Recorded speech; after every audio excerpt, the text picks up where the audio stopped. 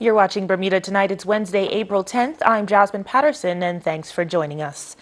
Word tonight that vape pens are being sold to students at Delwood Middle School, which were supplied by an unknown woman. The popular smokeless devices can be filled with any variety of substances, including nicotine or even cannabis. Well, Child and Family Services and the police have launched an investigation. Teachers, parents and students of Delwood Middle School were called into emergency meetings this morning to discuss the situation, which we understand has affected up to 50 students. According to parents, the children believe the vape pens contained candy flavoring and they were being sold for $10 each. It's unknown whether the vape pens contained nicotine, an addictive substance. An adult relative of a Delwood student reportedly met outside the school premises and supplied the minor with the smoking devices to sell at the school. Minister of Education Diallo Rabane says similar reports have also come from Cedarbridge Academy. We're extremely disappointed that an adult would utilize a student to do something like this. Preliminary investigation has shown that an adult had passed on vaping pens to a student and asked the student to sell them at the school. We subsequently learned that the same adult had passed vaping pens to a student at Cedarbridge Academy and asked for the same thing. We're in the process of collecting the data to see exactly what has gone on. I can let the public know that the police have been notified, the Department of Child and Family Services have been notified, and they're doing their bits and pieces to investigate what's going on here. Parents of students at Delwood have chosen to press charges against the woman in question and say they are furious that someone would supply vape pens capable of dispensing nicotine-based products to underage children. It is unknown at this time whether any arrests have been made. We requested comment from the Bermuda Police Service regarding the investigation, but did not hear back by news time. Those vape pens reportedly were being sold for around $10 each. Well, the opposition spokesperson for education tonight slamming the government for its supposed lack of investment in school buildings while handing out a $1.2 million payout to former Premier Dr. Ewart Brown. The OBA's Cole Simons told Bermuda Broadcasting News today the government must end repeated investigations into the mold issue at the T.N. Tatum Middle School and take action. Tarai Trott brings us this report. Cole Simons told Bermuda Broadcasting News the issue of mold at the T.N. Tatum Middle School has not been adequately addressed by the government. And the Shadow Education Minister believes numerous reports and studies on the issue have been conducted, and the time for government to act, he says, is now. They have done a number of studies on mold at that school. They've had consultants in. They've had the government's health and safety officer in, and they've done a report. They've hired Bermuda water consultants to do the air quality testing. They've submitted reports. And these reports have been continuous off and on since 2017. And so I think we've had enough reports. It's time to make some tough decisions. Elsewhere, the opposition One Bermuda Alliance has eyed the government payout of $1.2 million to former Premier Dr. Ewart Brown, which was a settlement for past claims against the government. Mr. Simons characterizing the payment as friends and family. I'm just saying that if they basically forfeit that payment, they could have applied some of that money to remediate in school. And you're talking about, as you call it, friends and family. Yes. And the health minister made a ex gratia payment to a medical institution. She was compelled to do it. That money could have been used to make some major capital investments in the school, and that could have addressed this issue. When it comes to who is to blame for the state of crumbling schools, Mr. Simons pointing the finger of blame towards the current government. It has been said that the issue of crumbling schools began under the former OBA government, now inherited by the PLP. Is the former OBA government responsible at all for the state of this public education system? Let's put it this way, Troy. This government was in for 5 years. The PLP was in since 1998. How many years is that? What had they done to remediate the situation? What investments had they made in our schools to improve the plan from a substantive point of view? As far as the mold is concerned, basically we have been managing the symptoms, but we haven't really gotten to the root cause of the problem. The issue was first highlighted in 2016. It has resurfaced several times since then, causing students and teachers to abandon the school on Tuesday, disrupting classes in the process. Tarai Trott reporting for Bermuda Broadcasting News. We'll be back with more on the latest police promotions controversy and our weather update right after this short break. Stay with us.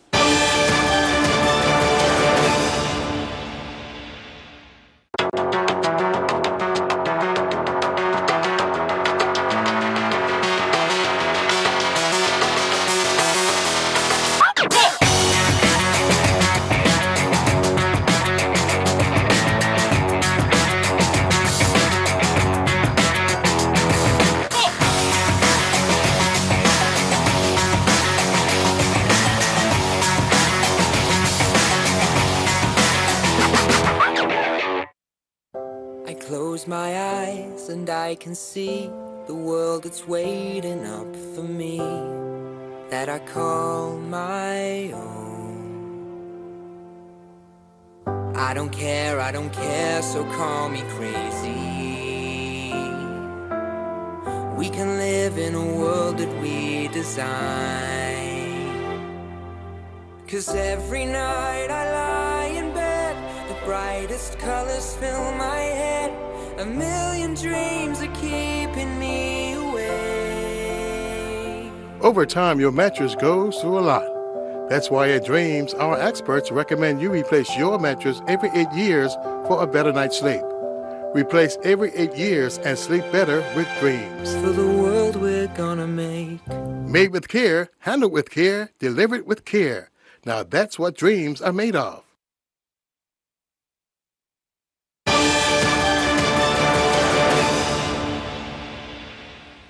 Well, concerned with the promotions process at the Bermuda Police Service tonight, there are allegations of unfair practices with, in some cases, officers taking the Commissioner of Police to court.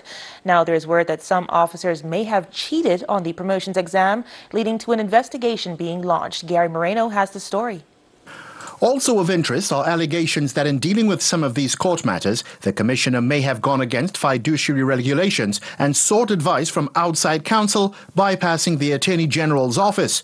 Asked whether this was in fact the case, Commissioner Corbishley indicated he reserves the right to seek legal advice in regards to matters affecting the Bermuda Police Service, and on occasion, with the support of the AG's office, seeking independent counsel for the purposes of expediency. Elsewhere, a spokesperson from the Ministry of National Security told us, in the main, all legal matters for the Bermuda Police Service are handled by the Attorney General's chambers. In the rare and exceptional circumstances where matters must go outside the chambers, it is policy and protocol for the Attorney General to sign off on those matters prior to seeking outside counsel. However, sources close to the situation tell us that the AG's office is at this time unaware of the Commissioner seeking permission to obtain outside counsel. We attempted to find out from the BPS whether the Commissioner has in fact sought such services, how much it costs the organization as well, but are yet to hear back from them. The BPS did, however, confirm that there are 2 matters involving officers versus the BPS which are subject of judicial review within the courts. Both of these relate to promotion processes in 2018, and currently 3 officers are suspended from duty from the BPS, with 2 facing pending matters before the courts. Now, in terms of the promotions process for constables to sergeants, there have reportedly been a number of grievances filed by disgruntled officers against the organization. There are allegations of some individuals having had access to information related to the promotions exam beforehand, giving them an unfair advantage. One source describing the situation as outright cheating. We are told the whole process is now being investigated. Meantime, in response to our queries about these claims, the BPS told us the constable to sergeant process continues and assesses candidates across different stages, including a scenario-based exercise. This exercise focuses on the candidate's individual leadership in the rank of sergeant and their response to the challenge presented. It is known that some candidates take time to study scenarios used in past processes with both the BPS and with other forces. However, guessing what type of scenario may come up does not enable the candidate to be aware of the questions asked by the interviewing panel. It has been reported that one scenario in the current process was previously used in 2012 and was recorded in an open file on the BPS network. Notwithstanding this, the Commissioner of Police remains confident in the process, assured that the suitability for promotion is based on the officer's performance across a range of assessments. Gary Moreno, reporting for the Bermuda Broadcasting News. The trial of a man accused of chasing and attacking a motorcyclist began in the Supreme Court today. 20-year-old Alex Wolf of Southampton is charged with 4 offenses stemming from an incident which took place on Harbour Road on October 23rd last year.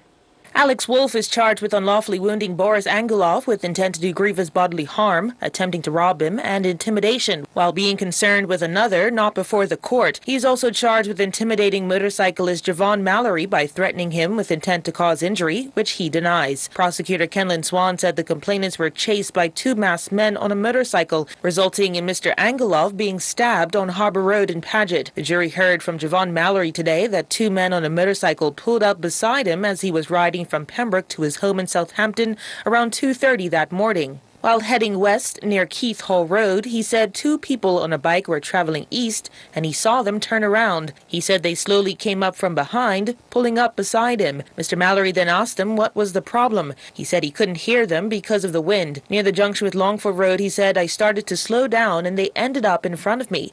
He says, I asked them one last time, what is your problem? I heard one of them say, get off your bike.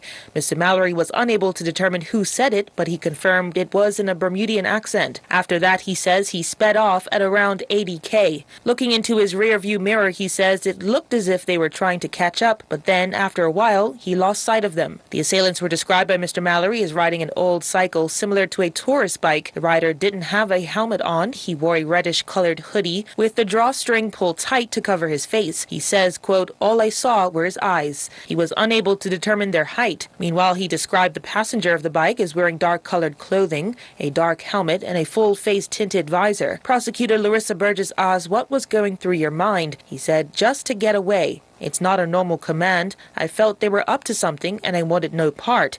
He added they didn't seem particularly old, definitely not in their 30s, possibly early 20s. Mr. Mallory stated even though the bike rode up beside me, at no point did he try to cross me off or try and kick me or anything like that. The trial continues. Weather now and wet and windy conditions expected ahead of the Ag Show weekend. Let's find out the full details from AccuWeather. AccuWeather is presented by BF&M Insurance Group. We now go to AccuWeather headquarters. The BF&M Insurance Group is pleased to bring you tonight's AccuWeather forecast. I'm AccuWeather meteorologist Brittany Boyer, and looking at the map, you know what's coming. Yes, more rain is on the way here, and you can see this is making its way closer and closer to the island. So we are looking at some unsettled weather as we head at least into, say, the next 12 to 24 hours. And this is all associated with a frontal boundary. You can see ahead of the front, the winds have been coming in out of the south and west, a milder wind. But then you can see what is lurking there. And as I advance this, you'll see what I'm talking about. Yes, there is some rain. There will be some downpours out there, and I wouldn't be surprised if we pick up anywhere from around a 1/2 of an inch to maybe close to 3/4 of an inch to an inch of rain into Thursday. And there also could be a couple of thunderstorms embedded within this as well as this front makes progress. Now again, we are getting winds out of the south and west, so temperature-wise, we are in the low 70s right now. So temps are feeling pretty good. Humidity's between 85 and 90%. It is a bit breezy outside as that front makes its approach toward the island here.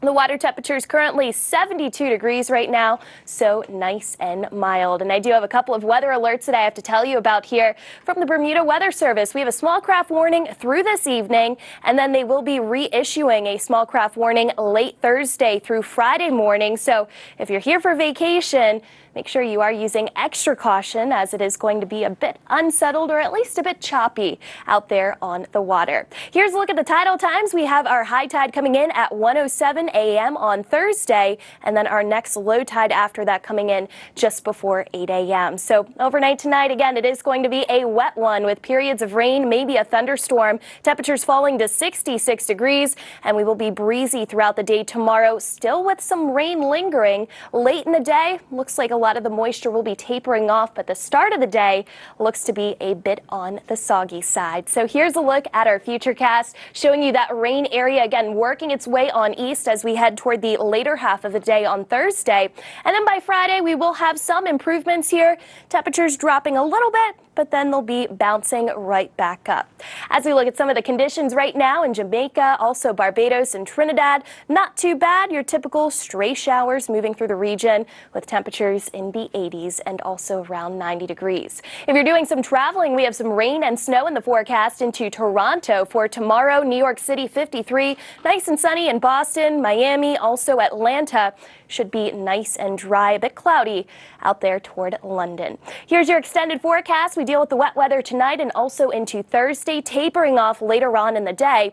By Friday, a little bit cooler, but not bad. Mostly sunny, 69 degrees. And then I mentioned temperatures are bumping right back up. This weekend, so far, it's looking nice and pleasant. AccuWeather was presented by BF&M Insurance Group.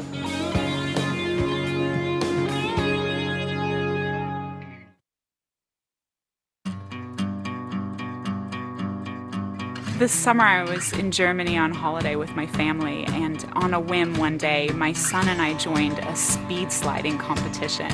And as I came down the water slide, I went straight down in the pool and whacked my left foot on the bottom of the pool. And I looked down and I didn't see a foot. I just saw the bones sticking out and I started to feel faint. I was ambulanced to a hospital where I stayed for 11 days and had surgery. I had snapped all the ligaments on both sides of my ankle. And in the middle of all this stress and pain, we thought, how are we going to deal with health insurance? How will we pay for this? And I got a response from Allison at BF&M, and she said, your admission and surgery will be covered at 100%. I didn't have to put it on a credit card and deal with a reimbursement later. It made such a big difference to us. And for me, the BF&M difference is stress-free insurance when I really needed it.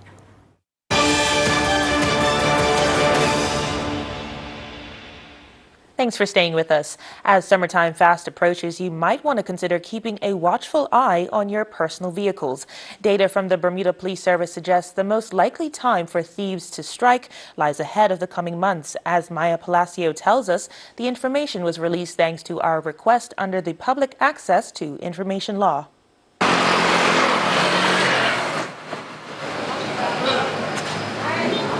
According to the police data, more than 500 vehicles were reported stolen in 2018, with the top 3 parishes to have reported stolen vehicles being Devonshire with 56 reports of stolen vehicles, Warwick at 61, and Pembroke Parish with a high of 232. The data further showing that since 2017, vehicle thefts jumped in Pembroke Parish over the year and decreased in the Warwick and Devonshire Parish. So which months recorded the highest number of vehicles, you might ask? Well, according to the figures for 2018, the highest reports were received during last June and August. We should note that our petty request did not specify the type of vehicle stolen. Therefore, cars, motorbikes, vans, trucks, and marine vehicles are included in the same category.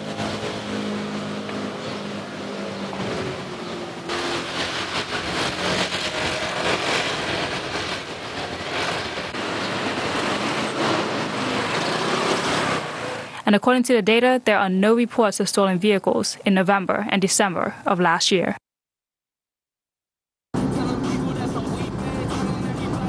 For Bermuda Broadcasting News, I'm Maya Palacio. Dog lovers, you're in for a treat at the 80th Agricultural Exhibition at the Botanical Gardens. International stunt dog show Canine Stars will be performing a series of thrilling tricks, dives, and freestyle frisbee skills in the center ring. The Ag Show Limited says it's one not to be missed. The Ag Show is back once again this year with all the usual sights, sounds, and festivities at the Botanical Gardens. And the cultural event appears to be here to stay. We're talking about an event that has taken place in Bermuda for almost a century. So we've had generations of Bermudians that have gone to the Ag Show. Everybody loves going to the Ag Show. Everybody looks at getting their outfit ready. You know, it's like Cup Match on May 24th. It's part of Bermuda. It's part of our history. It truly, when you come down to the Ag Show, you truly see the mosaic that makes up Bermuda, from people that enter the Ag Show to the people that come and see it. So we think it's going to grow bigger. You know, we like having this partnership with the Bermuda government. And again, without the corporate sponsors, we wouldn't be able to put on the show. As a special feature of this year's exhibition, Canine Stars Stunt Performance Group are making their debut in Bermuda. We are an extreme stunt dog show. We travel all over North America, and this is our first time in Bermuda. We are a team of stunt dogs that do frisbee, agility, dock diving, and freestyle dance tricks. According to Carrie, any dog can learn how to compete. Talented trainers and their pups have traveled from South Korea, the Netherlands, Canada, and the U.S. to show off their skills. A big part of our show is that we really hope to inspire others to do these kind of things with their dogs. Anybody with any pet dog can start training some of these tricks, or play frisbee, or play fetch with a ball if they like to. Basically, we find dogs, we like to adopt them from shelters. Any dog can do this. And we find what they like to do best. Do they like to do tricks for treats, or do they like to really run and jump and catch frisbees? And whatever the dog really enjoys, that's what they're going to excel at. So that's the sport that we start to compete with our dogs. And we all competed all over the world and then met each other through competitions and through Facebook. And now we all get to travel all over and do these fun stunt dog shows. Some of these canine competitors have earned top placements at national and world champion events. So really encourage everybody to come to the Ag Show. And again, this year we're really pleased that our corporate sponsors, our lead sponsor Axis and our major sponsor HSBC have teamed up again, and so that every student, every child in Bermuda up until the age 16 years old enters free. Tickets can be found on the Ag Show website, and as a reminder, starting tomorrow, traffic restrictions will be in place in the areas of the Botanical Gardens, Berry Hill Road, Point Finger Road, T Street, and South Road, Devonshire, between the hours of 8 a.m. and 7 p.m. Seniors over the age of 65 are also free. We'll be back after this short break.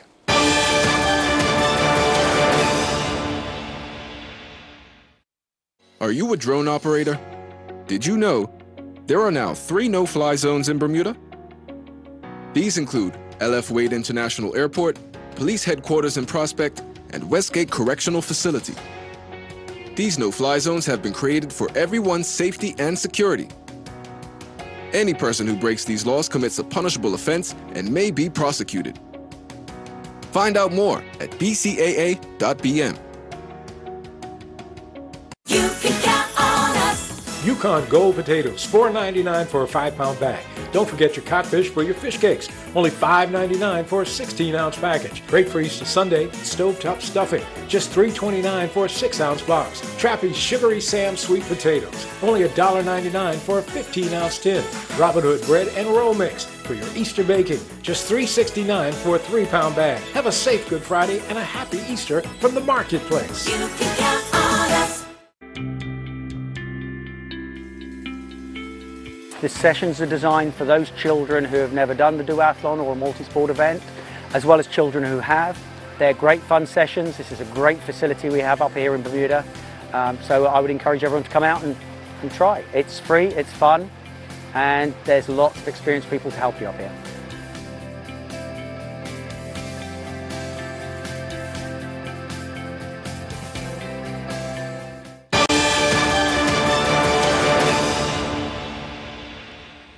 The Minister of Tourism and Transport, Zane De Silva, who is also the owner of Island Construction, says construction workers on a site being made redundant is nothing new in the industry. But because it's a multi-million-dollar airport, interests are piqued.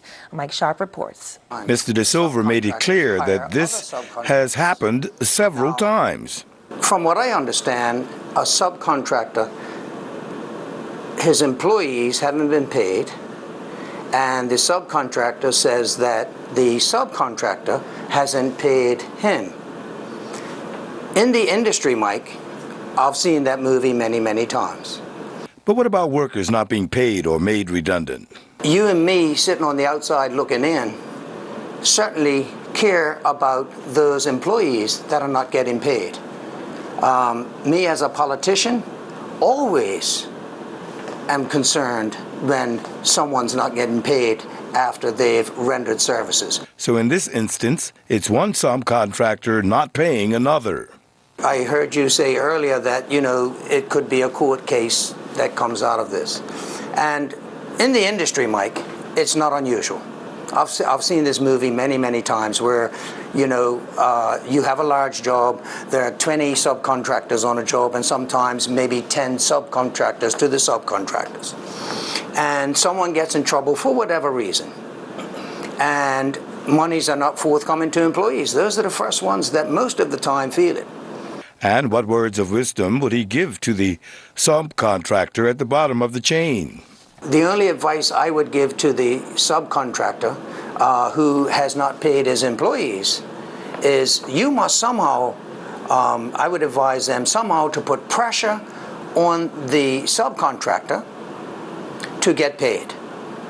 How do you put pressure on them? You put pressure on them by maybe going around and having a conversation with the general contractor, which might be Acorn or Skyport, and say, listen, I've got a challenge here with this particular company. Can you assist? And what happens to the subcontractor who does not meet his obligation? Well, we haven't quite done what we should have done, accomplished what we should have in a specified period of time. So the general contractor may hold back funds from us.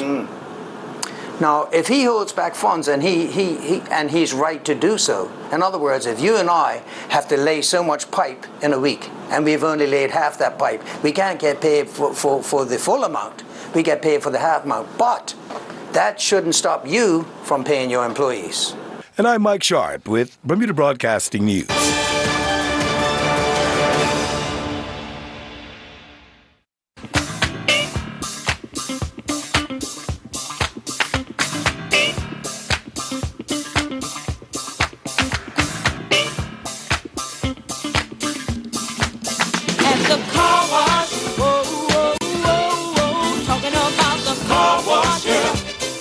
Come on, y'all, and sing it for me. Car wash.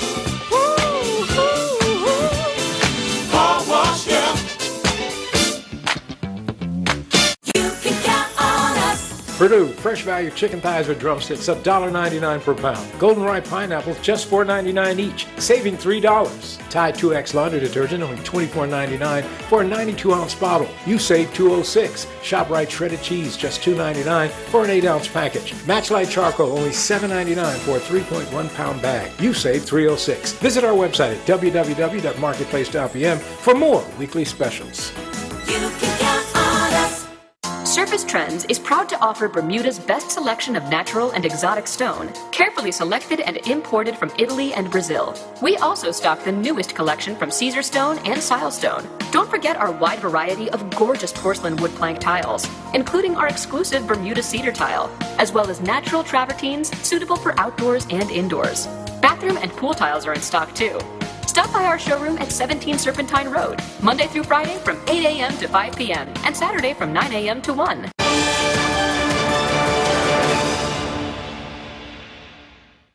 A spot in the final of the Randall and Crota 2019 Legends of Squash final was up for grabs last evening at the Bermuda Squash Rackets Association Club as the round-robin part of the competition concluded. The crowd was entertained right from the start as two undefeated players took to the court in the very first game of the night. In the end, it took 3 games, but Al J. and Gemma defeated John White 11-6, 8-11, 11-4. The next match featured 2 players with a win each. Peter Marshall picked up his second win of the tournament when he defeated David Evans 11-4, 11-6. The third game of the night saw 2 players who came in without a win in the tournament, but Jonathan Power changed his luck, picking up a 13-11, 11-9 win over Nick Taylor. David Palmer went into the final match knowing a win would see him through to the final, and he did just that, defeating Simon Park 11-4, 11-9. The Optimist South American Championships continued in Chile. Only 1 race was sailed on day 2, taking the total number of races to 4 in the regatta thus far. Christian Eben continues to lead the Bermuda sailors. He fell 4 places from his starting position of 13th and came off the water in 17th with 31 net points. Rachel Bratchard is in 45th with 82 net points. Laura Hopman is holding down the 54th place with 90 points. Ava Adams is in 59th with 96 points. Magnus Reinstad is 84th with 116 points. Sebastian Kemp is 88th with 118 points. Kiplin Rossero is 115th with 148 points. Ben Redburn is in 123rd with 154 points, while Amelia Lewis is 128th with 159 points. Nicole Stovall rounds out the Bermuda sailors. She's in 129th place with 159 points. Sakari Famous represented the University of Georgia track and field during the SPAC Towns Invitational Track Meet. Famous, competing in the women's high jump, would finish 4th with a top leap of 1.75 meters. I'm Earl Baisden with Bermuda Broadcasting Sports. And thanks for being with us this evening. I'm Jasmine Patterson. Good night. Jasmine Patterson's wardrobe and makeup is provided by Gibbons Company.